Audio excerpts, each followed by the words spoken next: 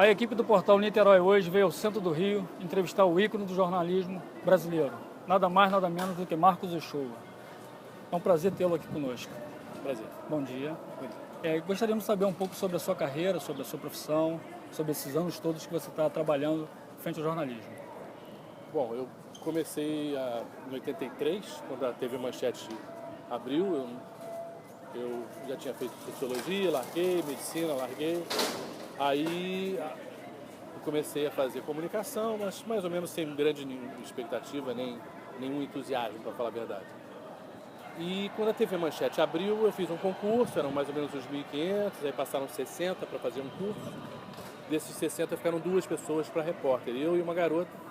E como eles precisavam de um repórter de esporte na hora, eu não queria fazer esporte, mas ela não entendia muito de esporte, eu entendia bastante, aí eu fui para o esporte. 83, né? 83, eu fui contratado mesmo em janeiro de 84. Aí eu fiquei 3 anos na Manchete, da TV Manchete. Eu trabalhei na Olimpíada de 84 em Los Angeles e na Copa do Mundo de 86 no México. E em janeiro de 87 eu fui para a Globo. Aí eu estou na Globo, vou fazer 30 anos de Globo no ano que vem. Com o mercado atual que a gente se encontra, o jornalismo, cada vez mais defasado, segundo informações, se você pudesse hoje optar, sociologia, medicina e jornalismo, hoje você optaria por qual profissão? Eu acho assim, é difícil você escolher uma profissão baseada só no mercado, né? Quer dizer, o que dá mais dinheiro, ou o que tem mais chance de emprego, porque eu acho que as pessoas são mais complexas, as situações são mais ricas no sentido de o que você gosta, o que você não gosta. Você não vai passar a tua vida fazendo uma coisa que você não goste, né? É bem chato isso. Agora, não tem dúvida que o jornalismo hoje é uma profissão problemática, porque você tem, por exemplo, uma garotada que não lê jornal, que não compra jornal, né? Que se informa basicamente através da internet, e mesmo assim, menos do que antes se informava. Então, as próprias pessoas da área de jornalismo já têm uma relação com o jornalismo financeiramente complicada, quer dizer, você não sustenta um meio de comunicação se esse meio de comunicação não dá dinheiro. E isso tem acontecido, os jornais estão acabando, né? Realmente os jornais no Brasil têm tido problemas muito sérios nos últimos anos. Isso é um mercado de trabalho importante que está se fechando. Eram redações muito grandes, com muitos profissionais. As televisões brevemente vão ter um problema parecido em relação à internet, porque a relação da internet com o consumidor é uma relação que a pessoa não quer pagar nada. De maneira geral, as pessoas não pagam quando assistem, quando veem alguma coisa na internet, quando leem alguma coisa na internet. E, obviamente, não existe um modelo que dê dinheiro se você não paga. Então, o jornalismo ele tende a ser problemático porque a sociedade, de uma maneira geral, eu estou falando aí não só dos estudantes de jornalismo, mas todos como cidadãos, talvez não compreendam que o jornalismo é um produto de primeira necessidade. Quer dizer, você tem uma democracia mais forte ou menos forte baseado na qualidade do jornalismo que você tem. E a gente está penando em relação a isso. Então, nesse caso, você escolheria jornalismo?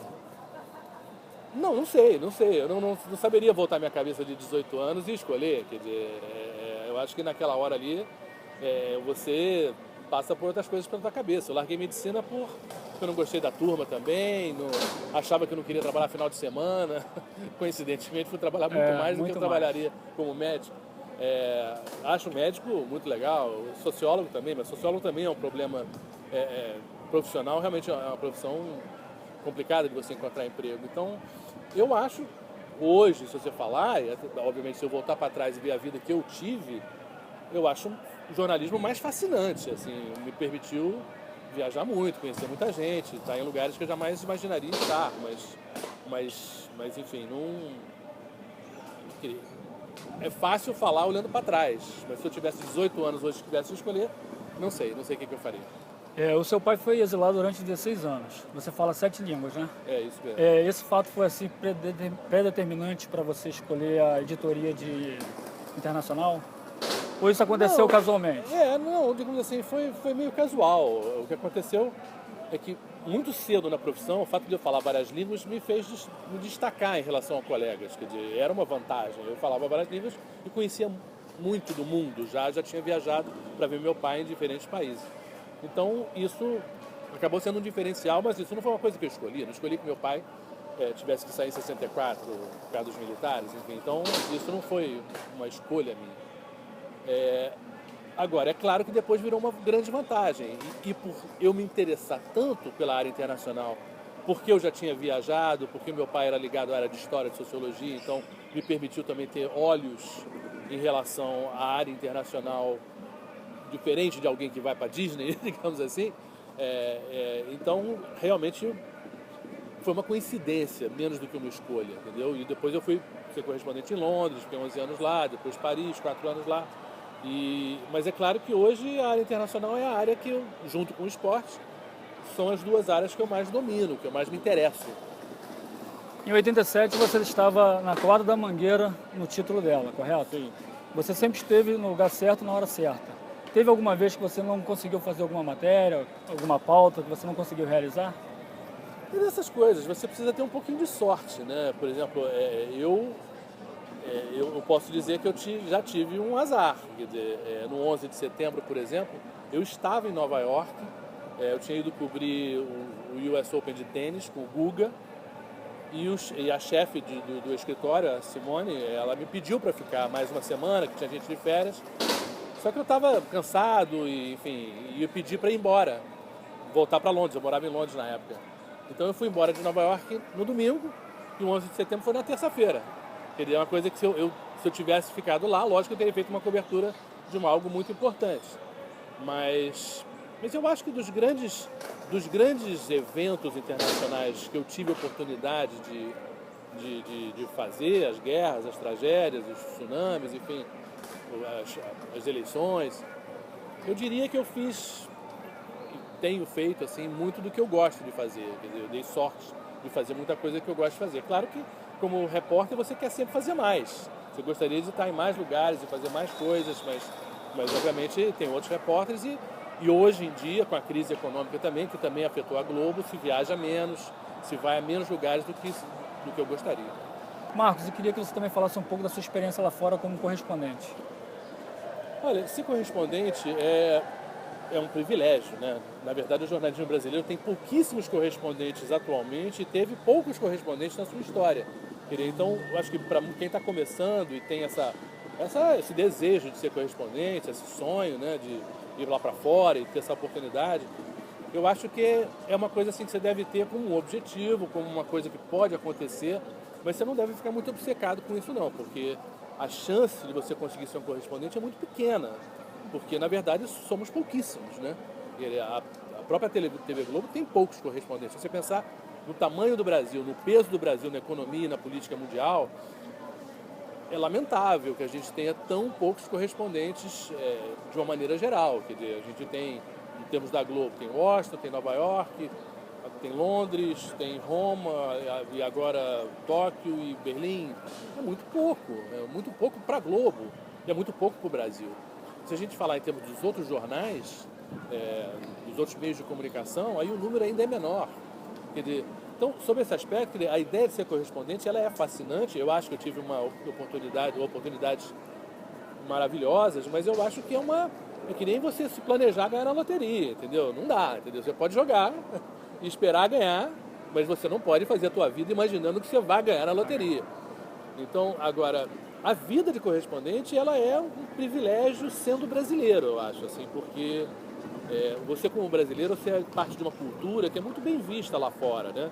Por causa do futebol, por causa da música, por causa das mulheres bonitas, enfim. Há uma ideia de simpatia do brasileiro que faz com que quando a gente vai para uma guerra, para o Oriente Médio, ou em algum outro lugar, ou no Afeganistão, ou vai fazer um tsunami, as pessoas quando veem que você é brasileiro, elas se chegam a você de uma maneira que elas não se chegariam com o americano, com o francês, com o inglês, com o alemão, entendeu? Porque nós somos um país que nunca atacou ninguém, nós somos um país que tem uma reputação simpática, né, para as pessoas, e ao mesmo tempo que nós somos um terceiro mundo, nós somos pobres também. Então, a gente não está parecendo que a gente está chegando lá para impor uma opinião ou para, digamos assim, para ser condescendente com quem também tem problemas como nós temos problemas.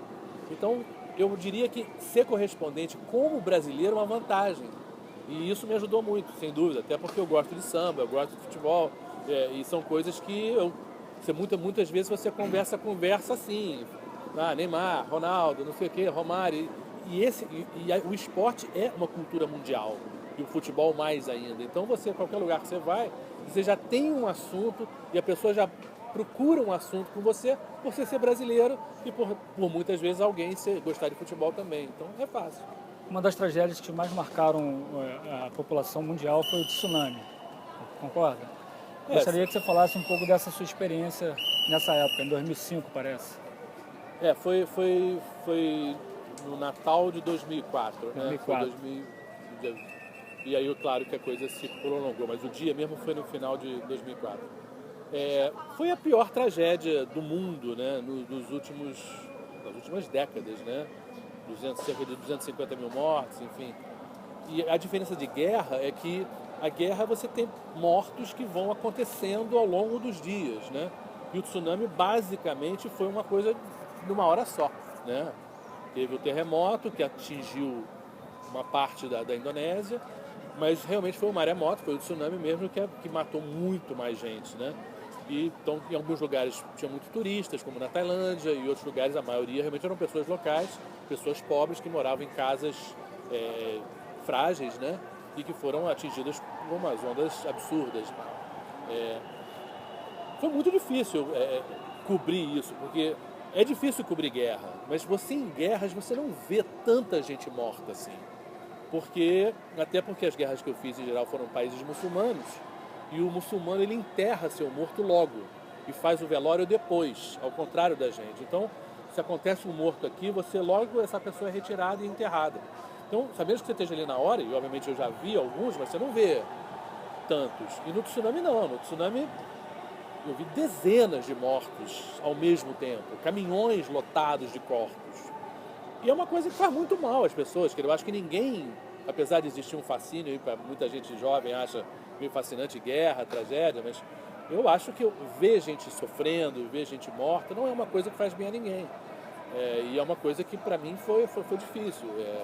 E ao mesmo tempo você dormia muito pouco, trabalhava muito, então eu e o Sérgio Guilherme, nós dois estávamos juntos no tsunami, nós fomos a vários países, então a gente, foi uma cobertura muito longa e muito cansativa e ao mesmo tempo muito traumática também, porque além de trabalhar, você é uma pessoa, e chega uma mãe, né, que perdeu 3 filhos e ela quer falar com você não está entendendo o que ela está falando pela língua que ela fala, mas você está entendendo a dor, né, o desespero, o choro, e aquilo vai te tocando, né, e aquilo vai te fazendo mal também, ao mesmo tempo você é solidário e sente pena, né, mas ao mesmo tempo é uma coisa muito pesada.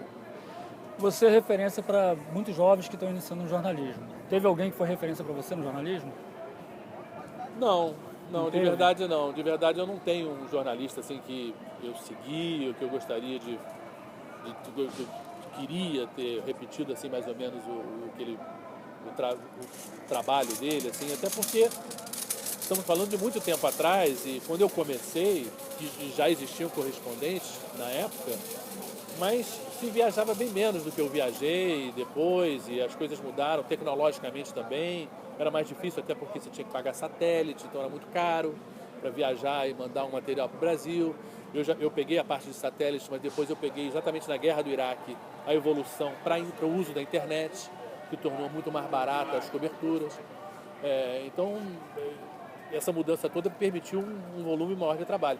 Eu tenho jornalistas internacionais hoje que eu gosto e que eu leio muito sobre eles, mas aqui no Brasil, assim, quando eu era jovem, não tinha alguém que realmente fosse referência para mim, entendeu? Não estou dizendo que não tinham bons profissionais, lógico que tinham, mas não eram, pessoalmente, não era assim que dissesse, digamos assim, seguir o caminho dessas pessoas. São muitas Copas do Mundo e muitas Olimpíadas. Apesar do 7-1, a 2014 foi especial?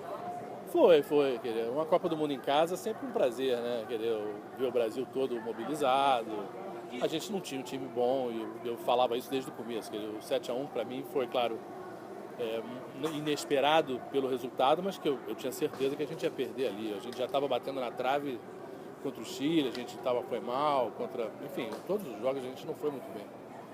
Mas enfim, eu acho que na conversa, eu acho que talvez a gente deva conversar hoje, por a Copa das Confederações, Copa do Mundo, Olimpíada, Paralimpíada, é se valeu a pena. Eu acho que é uma conversa que a sociedade não teve ainda. Eu acho que não sei se as pessoas se deram conta ainda do que aconteceu. Quer dizer, a gente teve grandes eventos esportivos que estão muito próximos da crise política que nós vivemos. Quer dizer, são grandes empresas de engenharia ligadas a políticos que fizeram esses eventos e ganharam dinheiro nesses eventos.